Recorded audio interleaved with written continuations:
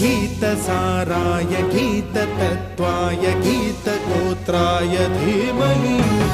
गूढगुल्फाय गन्धमत्ताय गोजयप्रदाय धीमहि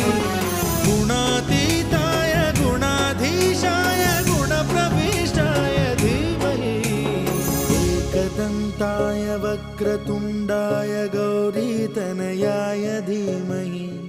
गजेशानाय भालचन्द्राय श्रीगणेश